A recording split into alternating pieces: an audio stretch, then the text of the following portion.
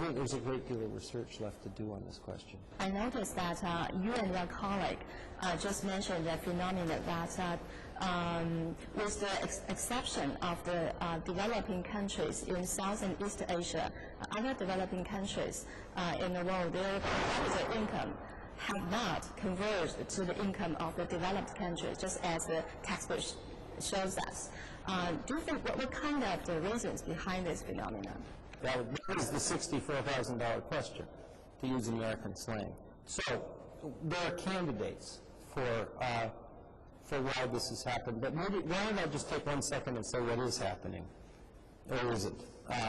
So for the most part, the African countries have not been growing very much and are very poor.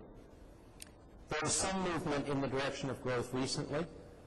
And the question is it driven mostly by increasing commodity prices, or is it a real start at sustained growth? Latin America, before World War II and for a while after, grew not at Asian rates, but at reasonably high rates, and then stopped in 1980, about, plus or minus a bit. And there's one exception, it's Chile, that's growing at about 5 to 6%. Quite nicely. So, and they're middle-income countries. So if you look at Brazil, it's very unequal income distribution, but China's about to pass Brazil. Depends on how much you adjust the Chinese income for purchasing power and the value of the exchange rate. But anyway, that's about to happen. And Brazil still isn't growing very quickly. Very good. So now, why does this happen?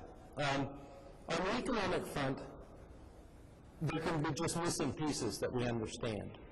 So, for example, in Brazil, there's almost no public sector investment. So they're not building, like, infrastructure and stuff like that. Now, that may not be the only explanation, but it's part of it. So you can go around using a reasonably decent understanding of what a high-speed growth model looks like and find that these countries, for various reasons, aren't doing it.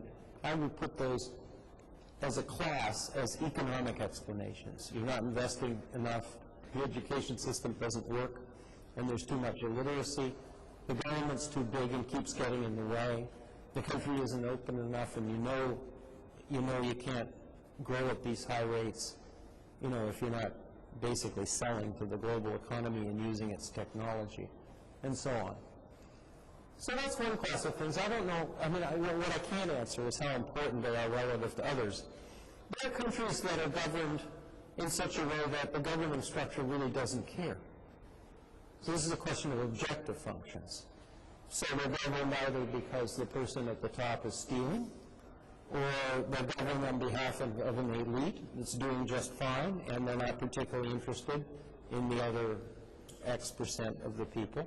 And I think there are examples of that. Then there's countries that have so much conflict and sort of disorganization that they really just can't get organized to deal with the problem. So you find that in Africa. There are countries, many more countries in Africa are landlocked.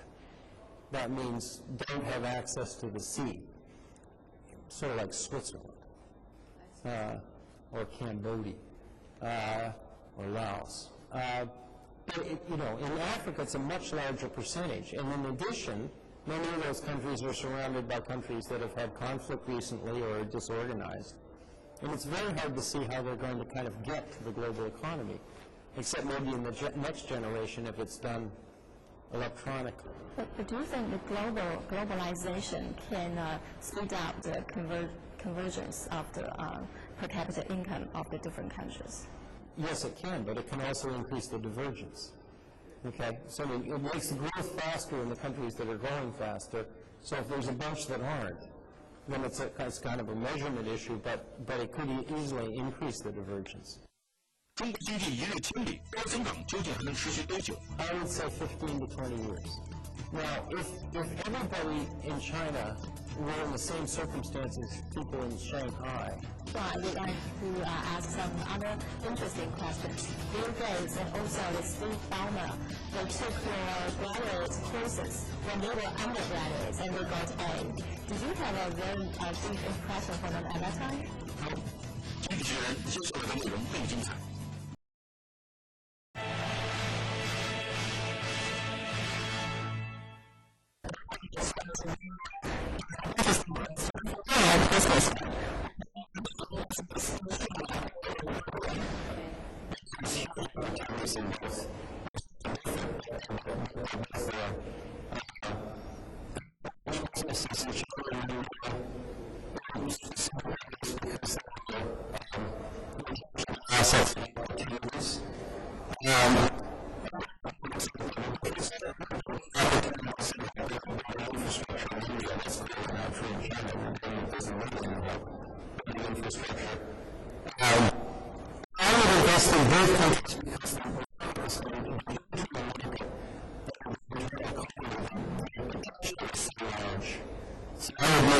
In both places. I remember you mentioned that the labor force policy and also the structural change in China is very crucial. So what do you think are the main drivers for China's economic growth in the foreseeable future? The domestic economy is going to become more important when the savings rate comes down and the incomes keep going up. The industrial mix will shift toward stuff where the capital is intellectual, in part, and it'll certainly move up the value-added chain into more capital-intensive things, but some of that capital will be human capital. And I would say education is going to be the really important driver, or enabler, I guess is the right term, of growth. So do you think how long China can continue its two-digit economic growth? 2 digits is pretty high. I mean, yeah, if we're talking about, an occasional spirit up there, let's talk about rates that are consistent with the past. I would say 15 to 20 years. Now, if everybody in China were in the same circumstances as people in Shanghai, I would say you're closer to 10 to 15 years, and then it'll slow down for reasons that you can't control. An advanced economy cannot grow, at 9%. It's just impossible. I mean, there isn't any example. When the United States has a growth spurt, we grow at 4%. And then fall back to normal, which is 2 to 2.5. And the same is true of Europe.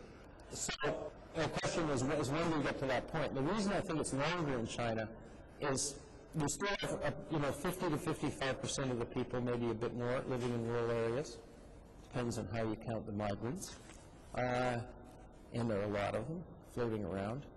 And you can get very high rates by drawing those folks into new productive employment in the cities. That's the older growth model. So that's going to be going on at the same time as this shift in the economy. It's going to feel very complicated.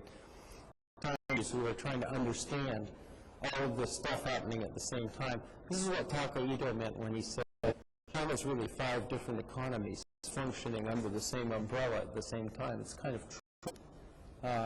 So I would say 15 to 20 years, and the majority, about 25% of the people will live in the rural areas probably, and the other 75 will be in cities and productively employed.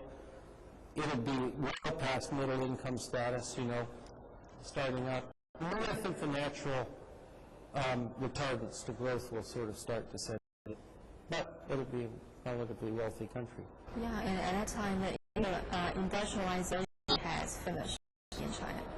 So we'll wish China a good future. And also, I would like to ask some other questions. Bill Gates and also the Steve Ballmer, they took your graduate courses when they were undergraduates and they got A. Did you have a very deep impression at that time? No, this is a graduate course in the PhD program. And the story was that we had too many people who weren't PhD students in it, so we created another course for all those people. And there were people like, students from the Kennedy School and so on. And then we had the undergraduates. And so the role the department made up was if I or whoever was teaching the course, let the undergraduates that we had the right to do that, because there weren't that many of them that were going to take this course. So we made up all these rules, created this other course, and then I started to teach this course, and at the end of the class, these two guys come up and say, take the class. And I sort of asked them a bunch of questions about their background and whatnot, and their grades. And there were two students in the division of applied sciences. They were basically an undergraduate applied math at Harvard. Division, they had that. And also had, to the extent we had any computer science, it was in there as well. Put them both in. Do you find them very smart at that time? Yes. They were very smart, but they didn't show up at class very much, which is why I don't have a deep impression of them. But then they showed up for the exam and did pretty well. And I've laughed about it with them since then. But.